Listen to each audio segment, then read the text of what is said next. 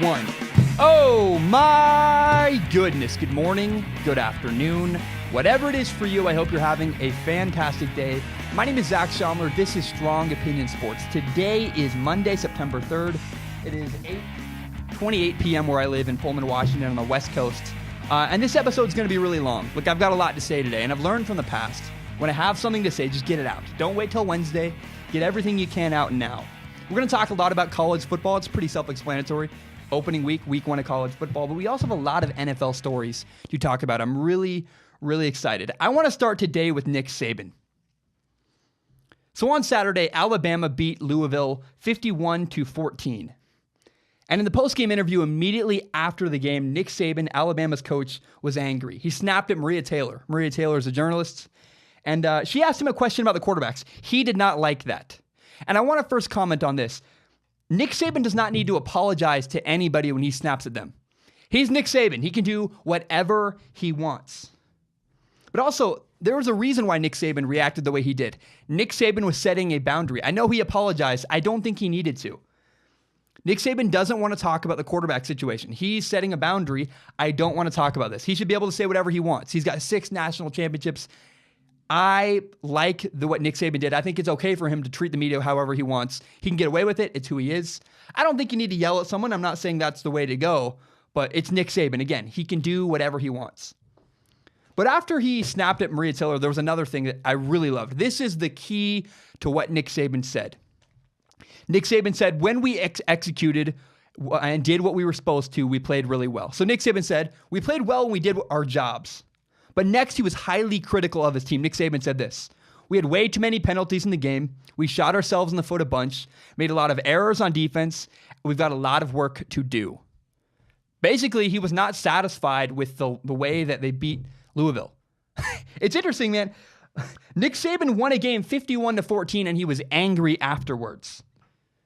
They beat an SEC team. He was mad. That is so encouraging. That is why Nick Saban is such a great coach. And it's why he's such a great leader. There's a reason why Nick Saban has 6 national championships. See, complacency is something everybody has to fight. When you have a little bit of success, it's easy to get comfortable, to get relaxed. I'm still working hard for Strong Opinion Sports. I'm waiting for this show to pop, to really explode, to get a big viral video, or someone writes an article about me, whatever. And then I'll explode out a bunch more subscribers. But here's the thing. I'm ready for that moment. Eventually, it's going to come. Eventually, I'm going to get some recognition I think I deserve. And when that happens, I'm not going to celebrate. I'm not going to get all excited about a small victory. I'm going to put my head down and keep working. Warren Buffett is the CEO of Berkshire Hathaway. He has a net worth of $86.7 billion. Warren Buffett still asks for change when he gets coffee. He asks for exact change, down to the penny. Because Warren Buffett knows it's never enough. No matter how much money he never has enough. What drives a man like Jeff Bezos, the richest man in the world, the CEO of Amazon? What makes that guy keep going? Because a guy like Jeff Bezos, Nick Saban, the guy who's the top of the world, knows it's not enough to sit on the laurels of your previous success. Your previous successes are never enough. The Eagles hung a poster celebrating their Super Bowl in their locker room. And Malcolm Jenkins, one of their players, really hates it, and I think it's so cool. And that's what I would compare to Nick Saban. You don't want to get caught up on your previous successes. Nick Saban knows how hard it's going to be to motivate his players down the road. If you look at Alabama's schedule, it is a complete cakewalk. They have 2 tough games all year. On November 3rd, Alabama plays LSU, and on November 24th, they play Auburn. That's it. That's the only tough games this year for Alabama. So it's going to be, the challenge is not going to be winning games. Alabama's going to win a ton of games. The hardest part of Alabama's schedule is going to be when they smash Arkansas. They beat Missouri by 30, and then right after that, dominate Tennessee all in a row. That's going to be hard because you got to keep going. You got to put your foot on the gas and keep going. That will be Alabama's biggest fight this year. They're probably going to win another national championship, but they're only going to do it if they keep their foot on the gas and keep going. That is why Nick Saban was so angry and fired up after the game. He knows how hard it's going to be to keep the foot on the gas. I don't know, man. It's interesting. It is so interesting. Alabama's got a NFL quarterback. They have an incredible amount of depth on their roster. And what the depth does for Alabama is that says there's a bunch of competition. If you don't do your job when you get your opportunity for the University of Alabama, if you screw up, there's another guy right behind you who is also a huge top recruit. I love that about Alabama. If Alabama can keep their foot on the gas, they will win a national championship, but they got to do it. I know it's interesting. I'm incredibly excited to watch Alabama, but we'll see what happens. I don't know. I just hope that they can keep their foot on the gas. And that is why Nick Saban, to me, is such a great leader. He understands that complacency is the biggest struggle for Alabama this year. Okay, we have a huge show today. A bunch of stuff I want to talk about. We're going to talk about Jim Harbaugh and Michigan losing to Notre Dame. What is the verdict on Jim Harbaugh? Is Jim Harbaugh a great coach? We'll talk about it. I have a great take I'm really proud of. We have a huge story in the NFL. Khalil Mack was traded to the Bears and then signed to a massive contract that set records. We're going to react to that. We have a ton of football news. We're going to talk about the 49ers running back out for the season, tore his ACL. I think the Buffalo Bills are really in trouble. And I think Nick Saban manipulated his backup quarterback, Jalen Hertz. At the end of the show, I'm going to break down all of the quarterback performances from week 1 of college football, talk about the guys who are potential top NFL draft picks. And at the end of the show, the last thing I'm going to talk about is a massive story in the NBA that kind of got buried. People forgot about the story because of college football this week. Remember, you can subscribe to Strong Opinion Sports on iTunes, on SoundCloud, and on YouTube. You can find the full entire hour-long podcast on YouTube, as well as my best, most interesting clips. Tell your friends about Strong Opinion Sports. If you like the show as much as I do, help me grow by telling your friends about this show. Okay, I make my show in a vacuum. So yeah, I'm really afraid of something today. It is 8:30 p.m. at night, and I'm really afraid that my Jim Harbaugh take is going to be something someone has already said today. And that's the scariest part of doing this show. I'm quite open, quite frank about it. I don't listen to any other NBA media outlets or any other sports media outlets until after my show goes live. I put my head down, I close my blinders, I only worry about myself. And it's really frustrating because I'm a small creator, which means that people often accuse me of stealing big-time shows' ideas. I don't, and I rarely get credit for my own ideas, which is really frustrating, kind of annoying. And the only way for me to combat that is to get my show out before everybody else's. Sadly, that's just not possible. I do my best, but I work alone. I'm the only person doing this show. And I have 4 jobs. I have a bunch of college classes. I'm probably never going to be the first person to share my opinion. But what I do always promise, I'll be honest, authentic, and I guarantee this show will be interesting no matter what. That is the goal of this show, is to be interesting. So I want to repeat this. These are my thoughts. These are my ideas, nobody else's. And I'm really, really proud of this episode. I hope you enjoy it. So let's move on to Michigan.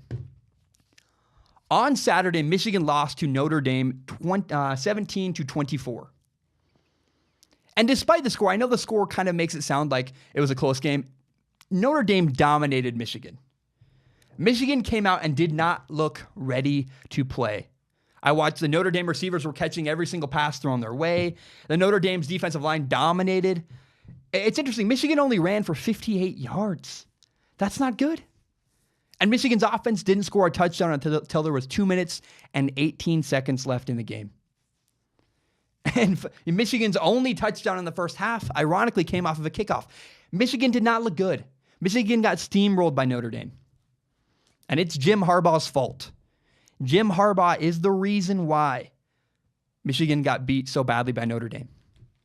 See, if you're at a funeral and if you're at a funeral and your kids are screaming and yelling and freaking out because they weren't told how to react and how to behave at a funeral, do you blame the parents or the kids? You blame the parents because the parents did not prepare their kids for that situation. Michigan was not ready to face Notre Dame, and that's Jim Harbaugh's fault. So many people are calling for Jim Harbaugh's job. I don't know I think that's a little extreme, but I want to talk about that notion because we're learning kind of who Jim Harbaugh is. So here's my perspective on Jim Harbaugh. And you can people make a ton of arguments to say, Jim Harbaugh never beat Ohio State. He can't beat Michigan State. He loses on the road all the time. Look, say whatever you want. Here's the facts about Jim Harbaugh. In 3 years at Michigan, Jim Harbaugh is 10-3, 10-3, and 8-5. Jim Harbaugh has been to 3 bowl games. He's won one of them. I mean, he does have a 1-2 losing record in bowl games, But every single year Jim Harbaugh has been at Michigan, they have been to a bowl game. And then you got to consider, what was Michigan like before Jim Harbaugh got there? See, before Jim Harbaugh got there were 7 years with two coaches, Rich Rodriguez and Brady Hoke. In those 7 years, Michigan was 46-42. They won 52% of their games. They had a random 11-2 season, but they also had a season that was 3-9. They had a 5-7 season. And they went to 4 bowl games in 7 years. So they were 1-3 in those bowl games. Again, in those 7 years, they won 52% of their games. That's not good. So Jim Harbaugh steps in. He's 28-12 since getting to Michigan. He wins 70% of his games, and every single year Jim Harbaugh has been at Michigan, they've gone to a bowl game. Doesn't mean they win, but it means they go. We now know what Jim Harbaugh is, but we also know what he is not. See, Jim Harbaugh's a coach that wins 70% of his games. But I think it's interesting, Jim Harbaugh's going to get fired for the same reason Mark Richt got fired by Georgia a couple years ago. See, a couple years ago, Mark Richt was a great coach for Georgia. He averaged 10 wins a year. But the problem was he was always overshadowed by Nick Saban at Alabama. Nick Saban was off winning titles, losing 1-2 games a year. Mark Richt was a good coach, but he wasn't good enough. Jim Harbaugh wins 70% of his games. It's encouraging. The problem is Urban Meyer at Ohio State wins more. Urban Meyer is 74-8 at Ohio State. He wins 90% of his games. Jim Harbaugh is going to get fired, and it's because of Urban Meyer at Ohio State. Again, averaging 70%, winning 70% of your games, averaging 10 wins a season, that looks great until you look at Ohio State and you realize, oh, Ohio State's unbelievable. So I repeat, we know what Jim Harbaugh is. He's fun. He's a solid coach. He gives us good sound bites. He's enjoyable. He takes his team to bowl games every year. He wins 70% of his games. But again, we also know what Jim Harbaugh is not. And Jim Harbaugh, sadly, is not Urban Meyer. Jim Harbaugh lives in the shadow of Urban Meyer. Urban Meyer is a next step above Jim Harbaugh. Eventually, Michigan's going to get tired of Jim Harbaugh. They're going to move on. I'm not saying it's right. I would keep Jim Harbaugh. I like him. He wins games. He's still better than it was. He's better than most college coaches. Would you rather go back to being 52%? I don't think so. But eventually, Jim Harbaugh's going to get fired from Michigan because he's the highest paid employee in Michigan. He's the highest paid state employee in the state of Michigan, Jim Harbaugh is. And that means people expect national championships. They don't want just to win 70% of their games. They want you to be Urban Meyer. They want you to win 90% of your games. Jim Harbaugh isn't enough for the expectations of Michigan. Sad but true. He's going to get fired because of Urban Meyer. We should take a minute to appreciate Notre Dame's head coach, Brian Kelly. Because I don't really talk about Brian Kelly much at Notre Dame. I think seems like he's always angry. And I've never really appreciated how good of a coach he was. So in 9 years at Notre Dame, Brian Kelly has won 67% of his games. He's taken his team to a national championship. He's not a bad coach. He's made 7 bowl appearances in 9 years. At Notre Dame, he's won 4 of those 7 bowl appearances. I think it's interesting. One of the reasons why Brian Kelly does not get a lot of notoriety and a lot of credit at Notre Dame is simply because people don't like Notre Dame. I don't like Notre Dame. My rival high school quarterback is actually their backup, and that bothers me. I don't like him. We competed every day, and I feel like he doesn't deserve to be there. But that's my own personal bias. A lot of people don't like Notre Dame for all kinds of reasons.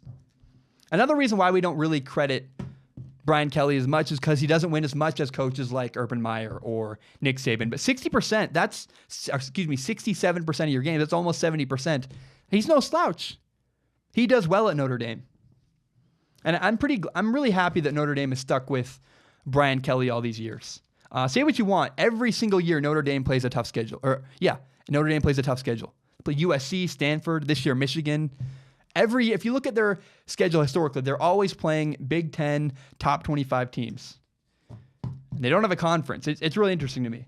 And you know what it looks like this year is that it looks like Notre Dame could finally make the college football playoff. It wouldn't shock me. Their defensive line is fantastic. I just wanted to give a shout out to Brian Kelly. If I'm going to talk about Jim Harbaugh and berate him for years, I wanted to give some credit to Brian Kelly. He won on Saturday. His team looked really, really good. And so it's worth giving credit to Brian Kelly. Let's shift gears to the NFL. The Raiders just traded their best defensive player, Khalil Mack, to the Chicago Bears.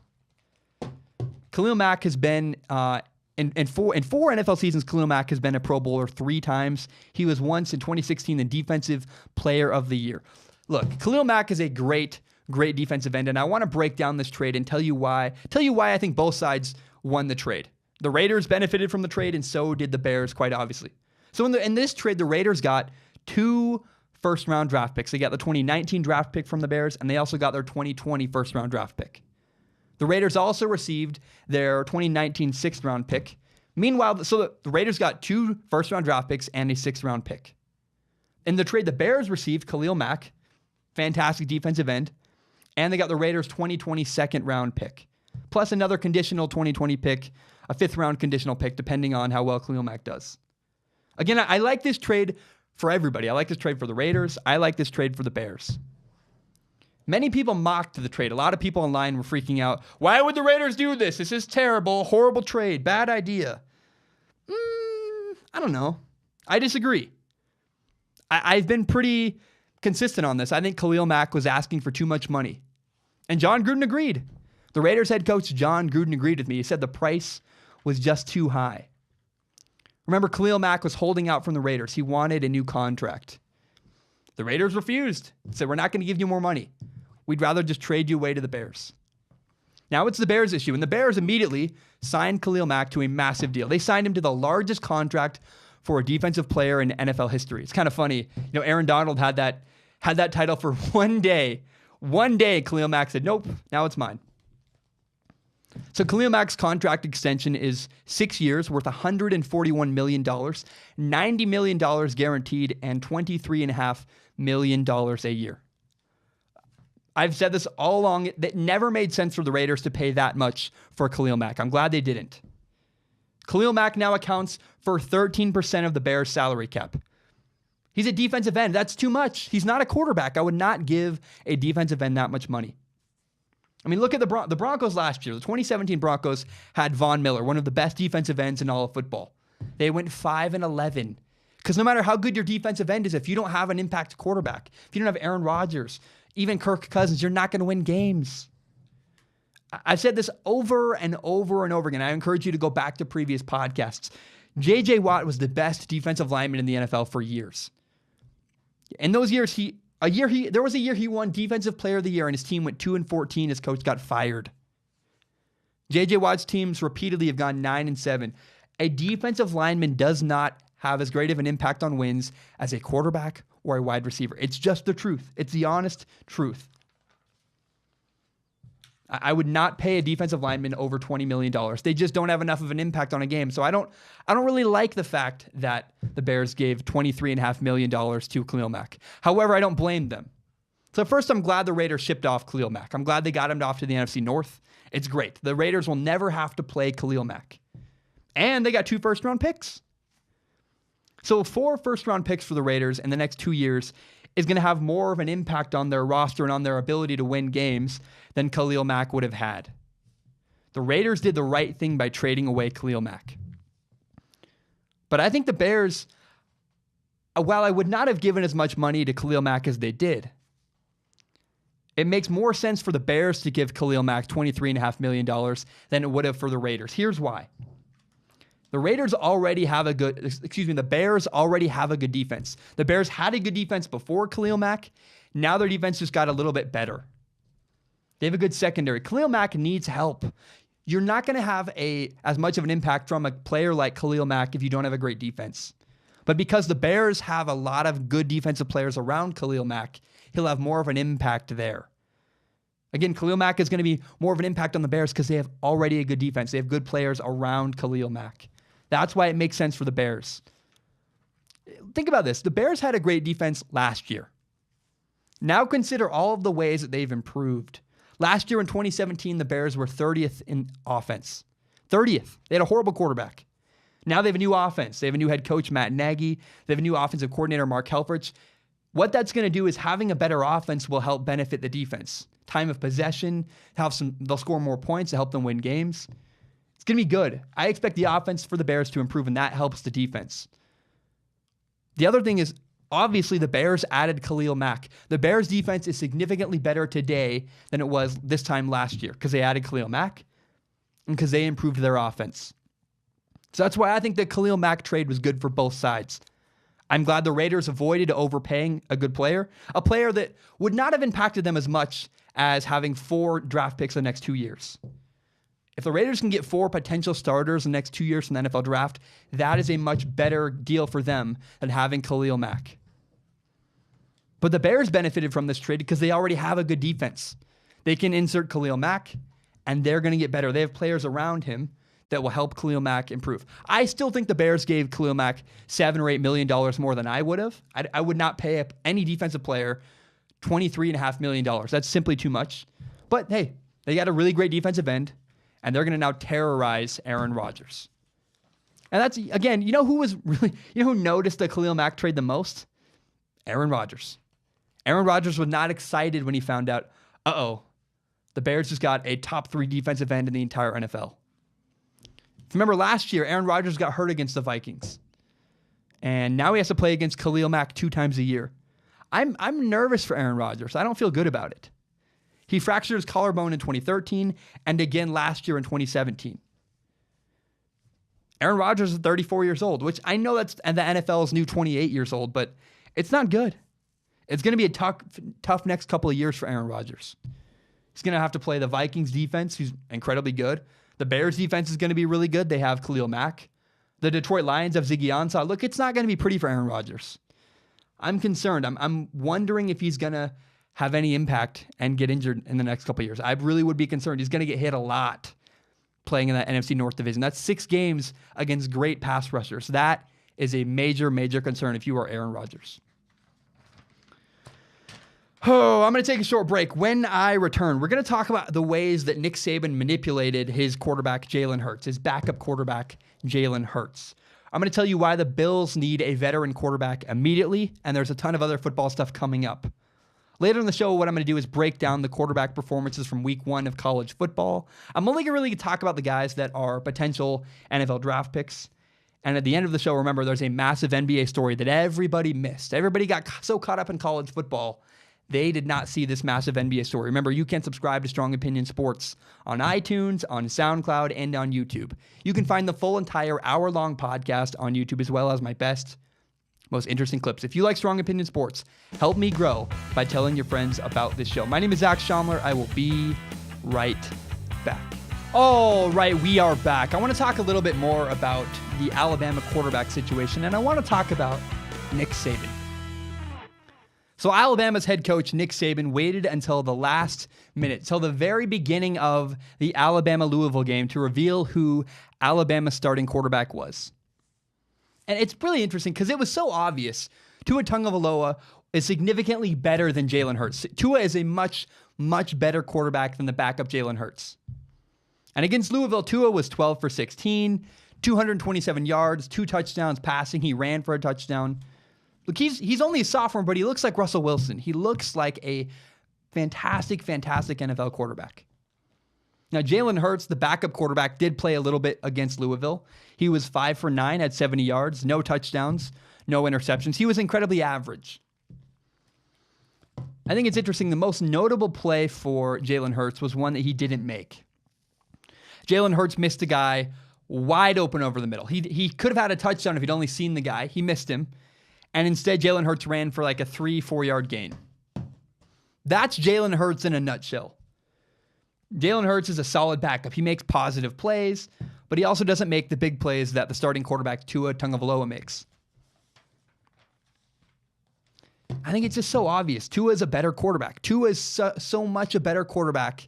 And I don't know why Nick Saban really drew it out. And actually, I have a theory. I think I know why Nick Saban drew out the quarterback battle. The reason why Nick Saban waited so long to announce the starting quarterback for Alabama was so that the backup quarterback, Jalen Hertz, didn't transfer. See, Nick Saban is concerned with winning championships. He doesn't care what's best for Jalen Hurts. He doesn't hate the guy, but he wants to do everything he possibly can to help Alabama win a national championship. If that means having Jalen Hurts, he's going to do what he can to keep him around. I think if Tua Tagovailoa does get hurt, Jalen Hurts can still drive the Maserati down the road. He can keep it going for a little while. He can win a national championship. He can do something. But I don't know. I truly believe Nick Saban likes Jalen Hurts. I don't think he dislikes him. I mean, you got to think about the things that Jalen Hurts has done for Alabama recently. I mean, Jalen Hurts he won a national championship 2 years ago. He's been an absolute professional in the way he's dealt with this quarterback controversy. And Jalen Hurts helps Tua Tagovailoa. He's a great backup. Great backups help the starting quarterback. They help the team win games by getting the starting quarterback ready to go. I mean, that's why guys like Josh McCown play for 15, 16 years in the NFL. But I have to point out, it must have been so obvious all summer, all through spring football. It must have been incredibly obvious. Look, Tua is the better quarterback. You watched last night, it's not even close. Nick Saban waited a long time. He strung along Jalen Hurts. Nick Saban manipulated his backup quarterback, Jalen Hurts. I mean, girls do this all the time. They give guys hope. They string guys along. They'll give you hope that they're interested, but she's never ever going to commit to you. They just do that to keep you from moving on so they can have you in their back pocket. That is what Nick Saban did to Jalen Hurts. Again, I repeat, Jalen Hurts was manipulated by Nick Saban. And I think what Nick Saban did is totally justifiable. I don't hate him for it, but it is true. You just got to wonder, is Jalen Hurts being the backup what's best for Jalen Hurts? I don't know. Was Jalen Hurts given false hope? Yeah, I think so. I don't think there was ever a chance for Jalen Hurts to be the starting quarterback at Alabama. Tua is better, so much better. But Alabama benefits from having a plan B. Alabama is much better because they have a backup quarterback ready to go. Look, Jalen Hurts is not a great quarterback, but he could start at other schools. He could start at Florida Atlantic or maybe another SEC school, a Pac-12 school for sure. But there's no doubt in my mind that Nick Saban strung along Jalen Hurts. He gave him false hope by not naming a starter for a long time. See, Nick Saban put the needs of himself and Alabama ahead of the needs of Jalen Hurts. Like, I think it was the right thing to do, but you can't argue. He did manipulate Jalen Hurts. Nick Saban said, I don't want to give you any opportunity to transfer. I'm going to do whatever I can to keep you around. Again, not a bad thing. But you and I, we have to agree. Nick Saban, without a shadow of a doubt, manipulated Jalen Hurts. I know it's going to make people angry, but it's so obvious. You're telling me it took them 6 months to decide, Tua really is the better quarterback. No, you could see that day one. Watch the guys throw a football. You know Tua Tagovailoa is a better quarterback than Jalen Hurts. And I just want to point out the fact that Nick Saban, without a shadow of a doubt, strung along Jalen Hurts, kept him there because he didn't want him to transfer. And I don't know that that was best for Jalen Hurts, but it was definitely best for Alabama. Because again, if Tua gets hurt, they're going to be okay. I don't know. Okay. We got some news from the Buffalo Bills. The Buffalo Bills traded away their oldest quarterback, A.J. McCarron. They traded him to the Oakland Raiders. And what's left in Buffalo, there's only 2 quarterbacks left on the roster. It's ugly. It's bad. They have Josh Allen, the first-round quarterback. They picked him last year in the draft. And they have Nathan Peterman, who was a rookie last year. He's now in his second year. So you have Nathan Peterman, who's in his second year in the NFL, and you have, again, Josh Allen, a rookie. This is all so bad. And to make it worse, they're starting Nathan Peterman week 1. You have to the Bills must go out and sign a veteran quarterback so they can have a guy to mentor Josh Allen. Look around the league. Josh Rosen in Arizona has Sam Bradford, a veteran quarterback, to help him mentor him and get him ready. Sam Darnold in New York has Josh McCown. Baker Mayfield has Tyrod Taylor. Lamar Jackson even has Joe Flacco. There's nobody around to help mentor Josh Allen in Buffalo. I want to make a comparison. We just saw the Denver Broncos release their 2016 first-round draft pick at quarterback, Paxton Lynch. And I want to point out, what did Paxton Lynch never have in Denver? Paxton Lynch never had a veteran quarterback helping him learn the ropes in the NFL. I think that's a big reason why Paxton Lynch never succeeded in the NFL. Last year, the Broncos quarterback room was Trevor Siemian, Brock Osweiler, and Paxton Lynch. None of them are veterans. None of them have ever had an older guy. I guess Trevor Siemian had Peyton Manning for 1 year, but Trevor Siemian's not a veteran. There was nobody with wisdom and experience helping Paxton Lynch along the way. I mean, Paxton Lynch may have thought he was working hard. He may have thought he was watching film the right way. He may have thought he was getting better. But you need somebody with experience leading the way, helping guide you. There's a reason why when I work on cars, my older brother looks over my shoulder, tells me where to put the wrench. He helps me out. Andrew Luck had Matt Hasselbeck. Andrew Luck had all these great rookie years. He had great years early in his career. He had Matt Hasselbeck, a former Seattle Seahawks quarterback who led them to a Super Bowl, helping him out. Derek Carr had Matt Schaub. Josh Allen has nobody. If you look at the Buffalo Bills, they have nobody there to mentor Josh Allen. Nathan Peterman and Josh Allen are kind of getting thrown to the wolves. They're like, figure it out. Josh Allen needs a veteran quarterback helping him in the film room, advising him how to deal with situations. So I can't state this enough. The Buffalo Bills need to go sign a veteran quarterback. Get somebody to help mentor Josh Allen. Because my fear is Josh Allen's going to turn out to be the next Paxton Lynch, a guy who had no one to mentor him, no one to help him along the way, who thought he was probably working hard. He probably thought he was doing everything right. He just didn't know. Without a veteran quarterback, a guy who's done it before, how can you know what you're missing if there's no one there to teach you? I believe the Buffalo Bills must go sign a veteran quarterback if they want to help develop Josh Allen. All right, let's shift gears back to college football. We saw LSU just trounce Miami in their season opener. LSU smacked Miami 33-17, and the gap was much wider than the score projects. I mean, it was 27-3 at halftime. It was an ugly game. Fun first half to watch, and then it got kind of boring in the second half. And I want to send a message to LSU fans. LSU fans should be incredibly excited. So in the last couple of years, LSU has been so frustrating to watch. Because every year, LSU has a team that can run the ball incredibly well. They always have a great defense. Their offensive and defensive lines are always fantastic. But LSU never appears to have a good starting quarterback. Every year I go, that's your quarterback? That guy can't even throw. It's always, every single year watching LSU, it's so frustrating. Well, now they might finally have a guy. It looks like LSU might finally have a great quarterback. And that, if you're an LSU fan, is so, so exciting. See, in the offseason, LSU picked up Ohio State graduate transfer Joe Burrow. Joe Burrow is a interesting quarterback. I'm so excited to talk about him. And I'm excited to watch him. Last night, LSU looked like they finally had a quarterback worth watching. And look, the evidence was there. They dominated Miami. Again, it was 27-3 at halftime because LSU finally had some just even competitive, normal quarterback play. Look, it's a long season ahead, but I'm excited to watch what Joe Burrow looks like. Now, in the second half, Joe Burrow was not as successful. So for the game, Joe Burrow finished, he was 11 for 24 at 140 yards passing, no touchdowns, no interceptions. The offense really slowed down in the second half. I'm not going to sugarcoat that. But there was one play that was just so exciting to me for LSU. There was a 4th and 1. 4th and 1, the play clock's winding down. Joe Burrow, the quarterback, remained completely calm, and he changed the play. He got LSU into the right play and got LSU the first down. That's awesome. That showed poise. And when I saw that happen, I was like, oh no.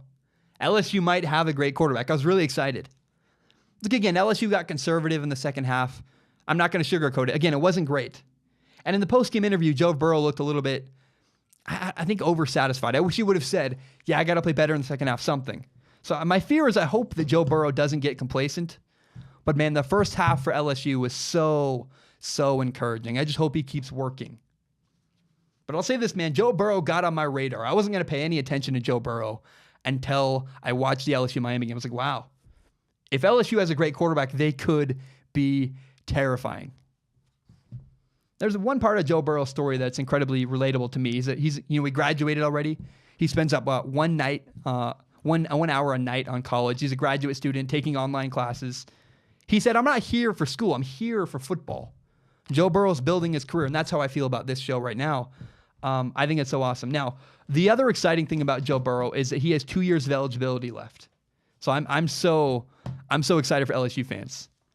And just, man, that first half against Miami, LSU had a spread offense. They did struggle with drops, but Joe Burrow just looks so poised, so confident. If LSU has a great quarterback, they are a terrifying thing. Because, again, every year, great running back, great defense, great offensive and defensive lines. They just never can figure out the quarterback. If they can figure that out, LSU is a terrifying team that could make waves in college football this year. All right, the Oakland Raiders released Martavis Bryant, a wide receiver. And it's really sad. If you remember earlier in the year, Martavis Bryant was acquired from the Steelers in a trade by the Raiders. And he could never figure it out. Martavis Bryant could never play and really reach his potential. He's such a talented guy that could just never figure it out. It's funny, John Gruden gave him a nickname. They called him the White Tiger. The reason why Martavis Bryant was called the White Tiger is John Gruden was referring to a place called Busch Gardens in Tampa Bay. And, Busch Gardens there's a white tiger that would come out, and you'd go there a bunch, and usually the white tiger was in its cage, but every once in a while, it would come out to play. And that's how he described Martavis Bryant. He said every once in a while, Martavis Bryant would show these incredible flashes of greatness, but he just never was consistent enough. And it's just too bad for the Raiders that Martavis Bryant didn't work out. But I don't know that this move, by releasing Martavis Bryant, I don't know that it was just about Martavis Bryant. I think another dimension to this was that John Gruden was sending a message. John Gruden was laying down the law with the Raiders because he's trying to change the culture. He doesn't care how talented you are. You must deliver or else he's not going to work with you. Basically, John Gruden's saying it's my way or the highway. That's why he traded Khalil Mack. He says, you do it my way or you're out. I'm not going to work with you. Now, I don't know if that approach is going to work in 2018 because, again, players are more empowered than ever. Things are changing. But I hope so. I hope John Gruden succeeds, but I don't think it was just about Martavis Bryant's inconsistency. I think it was also a message to the Raiders locker room. Look, we didn't keep Khalil Mack. He wouldn't fall in line. We didn't keep Martavis Bryant because he wouldn't deliver. He wasn't consistent enough. John Gruden saying, my way or the highway, fall in line or you're out. Before we take another break, I want to mention Nick Foles. So the Eagles announced that Nick Foles is going to be their starting quarterback week 1 of the NFL season. Now, Nick Foles is such a controversial, polarizing quarterback, in my opinion. I don't think he's very good. He was the Super Bowl MVP last year, and he sold a bunch of jerseys. People are so excited about him. If you looked at the preseason, he played in 2 games, and he had 4 turnovers. He had 2 fumbles, 2 interceptions, just played really, really ugly football. And despite the fact that Nick Foles played terribly in the preseason, and despite the fact that I think Nick Foles is incredibly overrated, I'm really, really glad the Eagles are starting Nick Foles week 1. Even though the Eagles are probably going to lose week 1 to the Atlanta Falcons because they're starting Nick Foles. It's okay. It's the right move because Carson Wentz, the starting quarterback for the Eagles, is coming off of an ACL injury. And my biggest fear is that the Eagles will, for some reason, decide to rush their decision and bring Carson Wentz back too early. I don't care if it takes a month, 4 games, 3 games. I don't care how long it takes. Do not rush Carson Wentz back onto the field. This is an MVP candidate quarterback. There's a long career ahead. Carson Wentz's career, the potential for re-injuring him is not worth 3 games in 2018. Don't risk Carson Wentz's the rest of his career because you're trying to get him back on the field a little bit quicker. Don't do it. If there's any concern at all, if you have any doubts about Carson Wentz, I would encourage the Eagles to let him stay on the bench. I don't care if you're losing. They play the Buccaneers week 2. They'll be okay. What I don't want to do, I just don't want to see the Eagles rush Carson Wentz back before he's ready. Because, he's too good to get re-injured or to hurt his career because he's trying to come back for a couple games early in the 2018 season. Again, he's got a 15, 16 year ahead of him. Don't rush Carson Wentz back. So I'm really, really glad that the Eagles are starting Nick Foles because if they have any doubts at all, they should not play Carson Wentz. All right, I'm going to take another short break. When I return, we're going to break down each of the top quarterbacks in college. How did they play? I want to react to their week 1 games, tell you who I think is looking good currently for the NFL draft next year.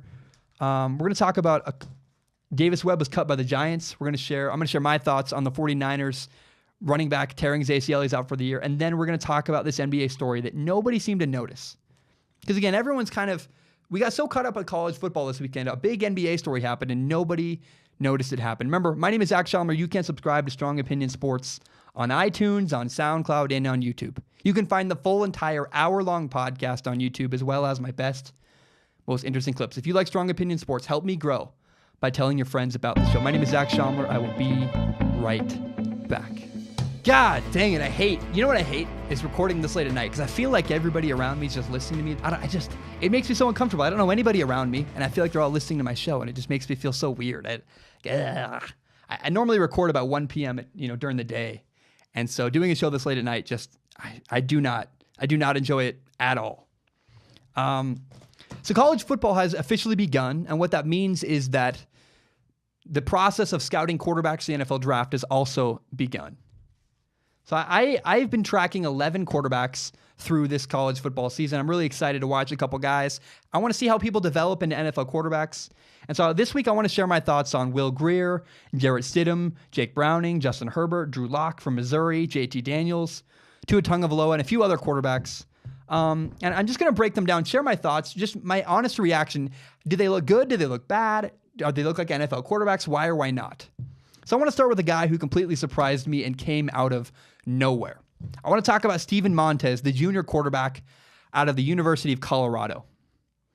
See, against Colorado State, Steven Montez was 22 for 25 at 338 yards passing, 4 touchdowns, and an interception, and I was blown away. I did not expect this guy to be as good as he was, and he had a great deep ball. He looked incredibly efficient. I was so surprised. Now, you got to remember, take all this with a grain of salt. Steven Montez played against Colorado State, who's a Mountain West team. He's supposed to absolutely dominate them. But I think this was the surprise of the weekend, was the way that Steven Montez played for Colorado. It was just, man, it was surprising. He's now on my radar. I wasn't going to pay any attention to Steven Montez, the quarterback from Colorado, until I saw this game. And I was like, wow, his deep ball's great. He looks good running. He looks good moving around the pocket. I was so impressed with Steven Montez, the Colorado quarterback. And it's worth noting that his team ran for 258 yards on 40 carries. So they had a really balanced offense. He wasn't asked to carry the offense passing, but he also wasn't a guy just handing the ball off every play. It's a balanced offense for Colorado. And in the post-game interview, he looked incredibly comfortable. I'd never seen the guy talk before. I'd never met him. He's not a guy I'm very familiar with. And Steven Montez, man, he's a new guy to get on your radar. He looks like a fantastic quarterback. Only one game in. There's still time. We got to see a lot more down the road. But he looked really good last Friday night for Colorado. I want to talk about Will Grier. Will Grier is the senior quarterback at West Virginia. And he reminded me a little bit of the former Boise State quarterback, Kellen Moore. I mean, he's got average arm strength. It's not great, but he's got great footwork. And look, Will Grier rarely makes the wrong decision for West Virginia. So he was 25 for 34 passing at 429 yards, 5 touchdowns, no interceptions, and that's playing against an SEC defense in Tennessee. He just executed his offense. He did his job over and over and over again. And when I saw this, what I really thought of was, this is who the New England Patriots should draft. The Patriots should find a way to get Will Grier behind Tom Brady next year, because he would excel in the Patriots offense. What I really liked is he repeatedly kept just identifying the right matchup. He'd go, okay, that's a mismatch, I'm going to throw it up. He identified one-on-one coverage all the time. And he just threw up a lot of 50-50 balls. This is where I'm less encouraged. I felt kind of neutral about this. We didn't see Will Grier throw guys open as much as he just kind of threw the ball up and his receivers made plays. And I wanted to note that his receivers did a lot of the heavy lifting for Will Grier. There was one really negative thing I saw from Will Grier I thought was worth mentioning. It was just a really bad decision, bad time management, bad ball management before the halftime. His team was in field goal range, and he decided to run around and do he just tried to do too much. He almost took a sack. They would have been out of field goal range. He almost let the clock run out. It was just a bad play all around, just bad management. But Will Grier did get lucky, and I hope he learns from that. At the end of the half, if you're in field goal range, don't take a sack, don't run around, throw the ball away, just do the responsible thing. And I think it's worth noting, just Will Grier tries to run too much. He thinks he's more of an athlete than he really is. He needs to learn to slide around in the pocket and stay calm. But all in all, I felt really positive. I loved what Will Grier showed, and it was a really positive performance for him. He looked really good. I want to now talk about Jairus Stidham, the junior quarterback from Auburn. So Jairus Stidham played the University of Washington. He was 26 for 36, had 273 yards and a touchdown. What I liked about Jairus Stidham was he just looked poised. And this was a big moment. They played Washington. It was 9-6, a number 9 ranked team in the nation versus a number 6 ranked team in the nation. He just looked comfortable. He looked like the moment was not too big for him, and that is so encouraging if you're Auburn. Because again, Auburn has so many tough battles ahead, and the fact that their quarterback looked comfortable now is really, really positive. He was really patient. He didn't force throws. He was willing to check down to the running backs. If there was nothing open, Jairus Stidham didn't force the ball into situations. And what I really was impressed with, they ran a trick play. They ran a flea flicker.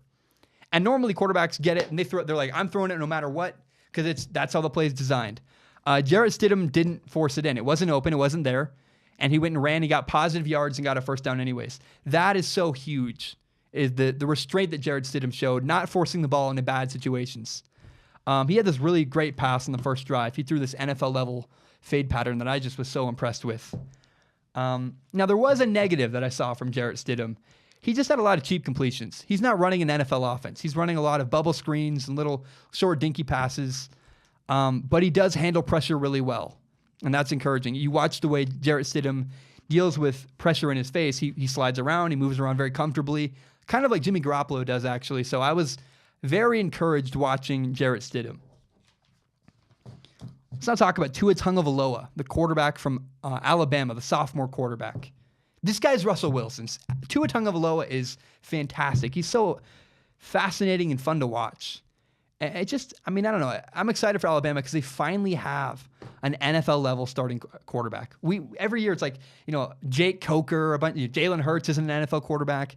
A.J. McCarron's hardly an NFL quarterback. Tua Tagovailoa is a first-round draft pick. He's a fantastic quarterback. He's the best quarterback Nick Saban has ever had. And the game just looks easy for him. I mean, it's like he's playing in slow motion. Guys can't tackle him. He runs really well. And I want to make I know that Tua Tagovailoa is a left-handed quarterback. I know that he's a really big running guy, but he's not Tim Tebow. I've heard that a lot. People are like, Tua looks like Tim Tebow the way he runs and throws. Just because he's left-handed, don't compare him to Tim Tebow. He looks like Russell Wilson. You can't he's really slippery. He escapes really well. He's got a better arm than Tim Tebow. And I'm so encouraged and excited to watch Tua Tagovailoa down the road. Now, against Louisville, Tua was 12 for 16, 227 yards, had a touchdown running, had 2 touchdowns passing. And, he's just a future first-round pick. Tua Tagovailoa is just a fantastic, fantastic quarterback. And, it's very possible. If he stays at Alabama, they could win 4 in a row. That's how good he is. I also watched Justin Herbert, the quarterback from Oregon. I was not impressed. I was actually really discouraged watching Justin Herbert. Justin Herbert was 10 for 21, 281 yards passing. He did have 5 touchdowns. Awesome. I had a rushing touchdown. But it was an ugly game for Justin Herbert. I mean, he had 2 interceptions. He looked bad. They're playing Bowling Green, and he looked just... Here's the word I would use. Justin Herbert did not look precise. He kind of sprayed the ball all over the place, had some really ugly incompletions. Again, 2 interceptions against a bad, lower-level team, mid-major. You shouldn't do that. And I hear people all the time say that, Justin Herbert might be a first-round pick. And they talk about his big play ability. And that's great. I'm happy he makes big plays. But big plays don't impress me as much as precision. That's what an NFL quarterback does, is they're consistently accurate. I think people are getting a little too caught up with the fact that Justin Herbert's 6'6", 233, rather than the fact that he's a great, accurate starting quarterback. I mean, I don't see precision. I don't see accuracy. I don't see the things I would love to see from a guy like Justin Herbert. I don't think he's a first-round pick. I know that people are really excited about him, but right now, I'm not sold. I don't see what everyone else sees from him, and I'm not buying Justin Herbert yet. We'll see what happens, but right now, he does not look as good as everyone kind of sells him to be. Now, Jake Browning, the quarterback from Washington, he's a senior. And I think he's an NFL backup at best. I'm not impressed with Jake Browning. Look, he was 18 for 32 against Auburn, had 296 yards, which that's cool, sure. Had a 1 touchdown, 1 interception. But here's the thing with Jake Browning. Jake Browning has average arm strength. He's average footwork. But the worst thing that Jake Browning does, he's not good in big moments. When the pressure's on, he just doesn't handle it very well. He threw a really boneheaded interception on Saturday. I think the athletes all around Jake Browning at University of Washington really help him and kind of pad his stats. But I'm not impressed with Jake Browning. I never have been. I've never really believed in him, and he continued my thought. He didn't look like he improved. He looked like a guy who, same old guy. He's kind of an Andy Dalton level quarterback where he can win you games. He's not awful, but in the big moment when the bright lights come on, Jake Browning's not the guy you want playing quarterback for you. Let's talk about Shea Patterson. Shea Patterson is a junior quarterback at Michigan. Shea Patterson is not an NFL quarterback. He was 20 for 30, had 227 yards against Notre Dame, no touchdowns, an interception. Here's the thing. Shea Patterson's just not accurate enough. Growing up at quarterback camps, everyone would always tell you, aim small, miss small. So instead of aiming for a guy's body, aim for a really tiny spot on his chest. You aim for the button on his shirt, and then you hit somewhere around there. Shea Patterson just doesn't seem to understand that. He throws the ball in the general direction of a guy rather than at a guy's hands. Some quarterbacks have much better ball placement than Shea Patterson. You watch a guy like Will Grier. Will Grier hits his guy in the hands every time. Shea Patterson just isn't accurate enough. Not to mention he's got a weak arm. He's kind of like Johnny Manziel, honestly, where his best trait is his ability to kind of squiggle out of things and run around. He's not really top-end speed. He doesn't have a lot of... he doesn't have a great arm, doesn't have an accurate arm. He's not really fast. I don't know what you can say that Shea Patterson does well because he doesn't do anything well. He's kind of a 6 out of 10 in every aspect. I don't know. I think that Shea Patterson could be a really good college quarterback, but NFL, no. If you're looking at Shea Patterson from an NFL perspective, he's not an NFL quarterback. And people always say he's Johnny Manziel without the off the field issues. Well, against Notre Dame, he had only 58 yards passing. I know he's dealing with cramping, but still, it just... Shea Patterson's a solid college quarterback. Not much else. How about Drew Locke? Drew Locke could very well be the number 1 quarterback chosen in the NFL draft next year. But I didn't see anything we could really take away from his first game. Drew Locke played University of Tennessee Martin, which is a Division I AA school, not really competitive. He was 19 for 25, 4 touchdowns, no picks. But the level of competition, there's not much you can take away from it. Physically, he looked good. He's 6'4", 225. I think he throws the best deep ball in all of college football, without a doubt. His arm is huge. But tall with a big arm, that's not enough for me to say, oh, you look like an NFL quarterback right now. So I just kind of feel neutral about Drew Locke. We can't really take away anything from his performance this week. It's just not much you can share. How about JT Daniels? JT Daniels is a true freshman quarterback from USC, and I love this kid. I'm so excited. This kid should be a senior in high school, but he reclassified so he could go to college a year early. That's unheard of. Nobody does that. But, so his first start against UNLV was really, really encouraging. I loved it. I thought that JT Daniels might struggle a little bit, and that was not the case at all. He was 22 for 35, had 282 yards passing, 1 touchdown, and just, I don't know, to some degree you could say that JT Daniels looked like a game manager, which means he's just handing off the ball and really protecting the football. But he took some big shots. Him and Amon-Ra St. Brown, his best quarterback, connected 7 times, I think for 98 yards. It was a big deal. JT Daniels looks like a phenom. And what I would do is I would compare JT Daniels to Jake Fromm. Jake Fromm was Georgia's starting quarterback last year. He started as a true freshman. And I think JT Daniels looks better, like a lot better. He's got a better arm. He makes quicker decisions. I really firmly believe JT Daniels is the next big thing in college football. How about Joe Burrow? Joe Burrow is the quarterback at LSU. And so he really just had one encouraging half. He had an encouraging first half against Miami, and LSU got really conservative. I didn't believe in him after that. But if he's the real deal, if Joe Burrow is the real deal for LSU, that's a huge, huge deal for their program. Again, he was only 11 for 24, had 140 yards. But the first half got my attention. That's what I wanted to say about Joe Burrow is I don't know that he's going to be great. We'll give him 4 games to really see if he settles in. But if he's the real deal for LSU, he's got 2 years of eligibility. That would be a fantastic, fantastic move for their program.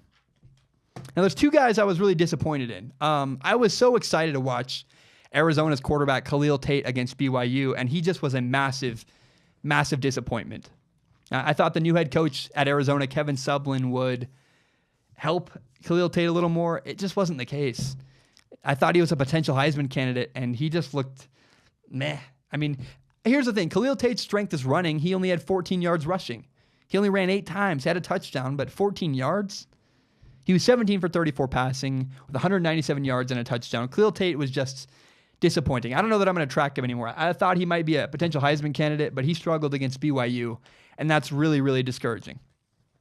Now, there's one person I left off the list. I did not talk about the Ohio State quarterback, Dwayne Haskins.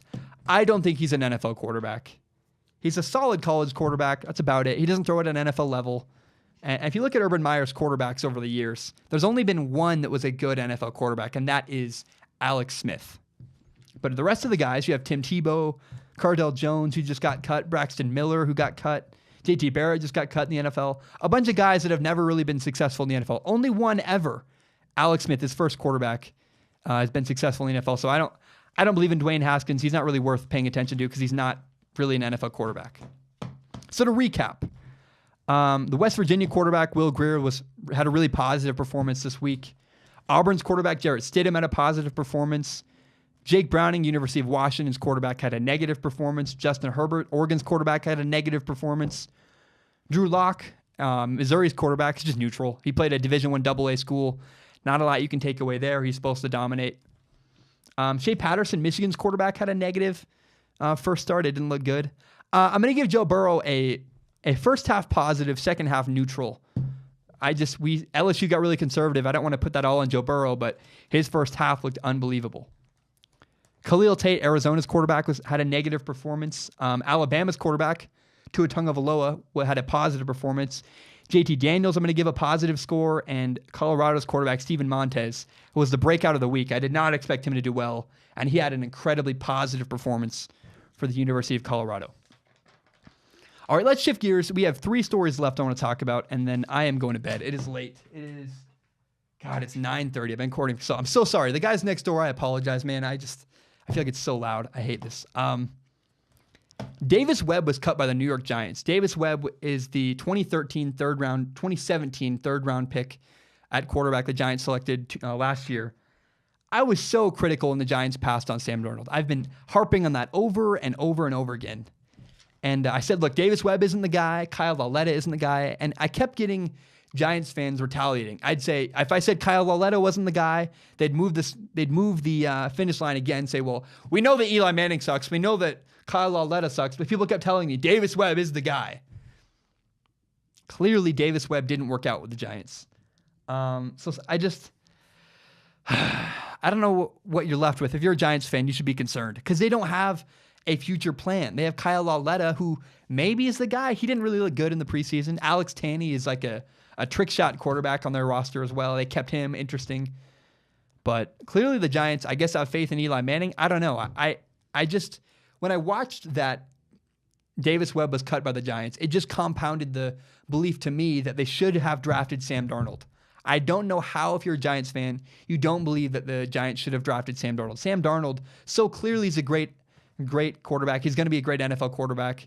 And he's going to be a great quarterback for your rival team, the New York Jets. So if I'm a Giants fan, watching Davis Webb get cut hurt me a lot. It would make me concerned. Ooh, should we have taken Sam Darnold? Yeah, probably. You probably should have taken Sam Darnold in the NFL draft. 49ers running back Jerick McKinnon just tore his ACL. He's now out for the season. And here's the thing. I don't want to overreact to this because, there's no really rhyme or reason. That just kind of sucks. It was a non-contact play. Really disappointing. It's not like he got hurt in the preseason. It just is a bummer. I mean, if you're a 49er fan, it just stinks. But I don't want to overreact to this. Look, this is a guy you signed for 4 years, $30 million. But I think the 49ers are still building. They're not going to... I think if you're a 49er fan, here's your response. This is not the year the 49ers were going to make the playoffs. This is not the year the 49ers had a shot at a Super Bowl. In my opinion, I don't believe that. I know 49ers fans think I'm wrong about that. They're really excited. If I'm a 49er fan, my hope is that Jerick McKinnon gets healthy and comes back for next year. I want Jerick McKinnon next year or the year after that, but this year is, I don't know. I hope he's healthy next season because next year is really the year the 49ers are going to make a push at the Super Bowl or at a playoff berth. I think this year the 49ers are going to go 9-7, just missed the playoffs. I think this even really confirms my belief. But I don't know. If I'm a 49er fan, I'm disappointed about Jerick McKinnon, yes. But I think it kind of speaks to the fact, look, the 49ers are still a year away from really popping and really having the great season everybody wants from them. Okay, last story of the day. I have a headache. Ugh. That's what talking does. Okay, this is big news in the NBA, if you ask me. And the LA Lakers finally got rid of their terrible Luol Deng contract. The Luol Deng contract, they signed like a 4-year deal, $72 million a couple of years ago. It was awful. It was like when that contract was signed, everyone in the league went, why did you do that? Because now you're locked into this contract, massive contract with Luol Deng. So Luol Deng agreed to give back $7.5 million in his contract buyout with the Lakers. This is so great. What this means is the Lakers now have the Lakers will clear $38 million in salary cap for their 2019 free agency period next July.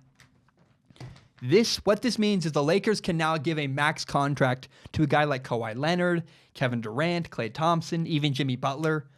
But really, it'd be so cool if Kawhi Leonard or Kevin Durant came to the Lakers. And the reason why this is such a big story is it gives the Lakers a chance to win a Super Bowl to win a championship with LeBron James. I know the Lakers' expectations are super high, but right now you have a bunch of young guys on LeBron. You really need another star if you want a shot to win a championship, to beat teams like the Celtics or the Rockets or the Warriors. I know you have LeBron, but the fact that they have now $38 million cleared up for their 2019 free agency period is a big, big deal. It means that the Lakers' hopes of winning a championship just went up significantly. All right, last thing I want to say is that there's a new documentary I noticed getting released. It's called Student Athlete. It's releasing on HBO October 2nd. And what it does is it highlights my biggest issue with college football. I really struggle with college sports because they make a ton of money off guys who aren't really getting compensated for their work. Like a football player at a university will earn a ton of money for the school, and all he really gets in return is like $30,000 worth of compensation in a degree that really doesn't help him. Because people don't realize at a lot of schools, at some schools, like if you go to Stanford, you're getting a legitimate degree. Some schools like Oregon, or I don't want to put names in anyone's mouth, but some schools really do kind of go through the motions. They give you easy classes that you're not really learning anything. You're not really getting prepared for a career. You graduate college, and then you have nothing to show for it. You work at like a literally, no joke, a lot of former Division I athletes work in warehouses, like packing shelves or driving a forklift. And I've always really struggled with college football because it's kind of a false promise. They say, well, you're getting a degree that's really going to help you. And they don't. They don't really get the degree that's going to help them. They get pushed through this kind of rat race, and it's a mess. So I wanted to point out there's a cool documentary, again, called Student Athlete, releasing on HBO on October 2nd. I don't want to harp on it, but this is a topic I'm really curious about. And I just love to know, someday I want to figure this out actually, how many guys graduated from Alabama? How many guys won national championships with Alabama and did a bunch of big stuff and work in like a warehouse or a fast food restaurant or don't make a lot of money because their degree didn't actually help them? That's what I'd love to know about college football. What is the success rate of a guy graduating college football, and how well did they do? I don't know. I don't think that the system really helps them that much. It doesn't do them a lot of service. All right. My name is Zach Shalmer. You can subscribe to Strong Opinion Sports on iTunes, on SoundCloud, and on YouTube. You can find the full entire hour-long podcast on YouTube, as well as my best, most interesting clips. Tell your friends about Strong Opinion Sports. If you like the show as much as I do, help me grow by telling your friends about the show. My name is Zach Shalmer. I have a headache. I'm tired. I've been up all day trying to get the show done. And I frankly feel really uncomfortable recording this late at night because I know people are listening. I think I'm talking really fast. I'm just not comfortable. So Wednesday will be better. Wednesday, the show is going to be this. We're going to talk about, I'm going to share my revised predictions for the NFL season. I've been working really hard this weekend as Memorial Day weekend. All I did really was watch the Jack Ryan show on Amazon, a bunch of football, and work on my revisions for the NFL season. But I'm going to really update my predictions. A couple teams, I'm going to give them better records. I'm going to lower some records for a couple other teams, and just make some adjustments to my NFL predictions. That'll be on Wednesday. Remember, you can subscribe, share, whatever it is. My name is Zach Schaumler. Have a great day. Bam, we are done. Bye.